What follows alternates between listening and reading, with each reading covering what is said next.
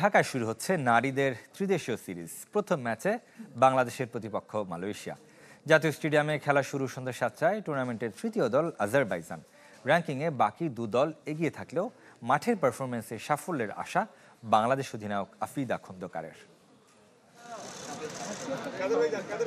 ত্রিদেশীয় সিরিজের ট্রফি নেই, ফটো সেশনে হাতে হাত রেখে হাস্যোজ্জ্বল 3 অধিনায়ক। সিরিজের শেষেও হাসতে চান আফিদা খন্দকার।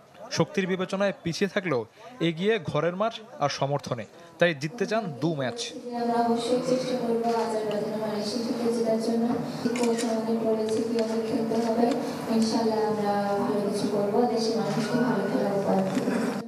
প্রথম পরীক্ষা মালয়েশিয়া।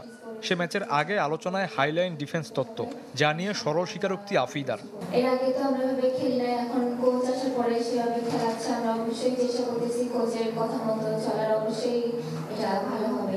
আমরা এটা খেলে কিন্তু সাফ আন্ডার-20 কোয়ালিফাই করছি, তারপরে সিনিয়র টিমও এশিয়া কাপে কোয়ালিফাই করেছি। তো এর সাথে অবশ্যই ভুল ত্রুটি থাকবে সবকিছুতে, তো ভুল থেকে আমরা শিক্ষা নিয়ে পরবর্তী ম্যাচে যেন এই ভুলগুলো না হয় সেভাবে করার চেষ্টা করতেছি।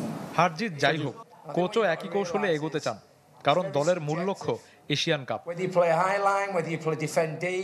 দেখুন, high line, low block, high block, যে যা বলুক সমালোচনা করুক, আমরা আমাদের কৌশলে খেলব। সামনে আমাদের বড় টুর্নামেন্ট। র্যাঙ্কিংয়ে মালয়েশিয়ার চেয়ে 12 ধাপ পিছিয়ে বাংলাদেশ, যদিও পরিসংখ্যানে দুদলই সমানে সমান। তাই বাংলাদেশকে সমীহ করছেন মালয়েশিয়া অধিনায়ক। 2 বছর আগে আমরা এখানে এসেছিলাম। বাংলাদেশ কঠিন প্রতিপক্ষ, তবে আমরা জিততে চাই। ত্রিদেশীয় সিরিজের আরেক দল আজারবাইজান পৌঁছেছে ঢাকায়। এশিয়ার দেশ হলেও তাদের ফুটবলীয় চর্চা ইউরোপে, তাই প্রথমবার এশিয়ার দেশের সাথে খেলার অপেক্ষায়। এই সিরিজ দিয়ে 2027 বিশ্বকাপ বাছাইয়ের প্রস্তুতি সারতে চায় দেশটি।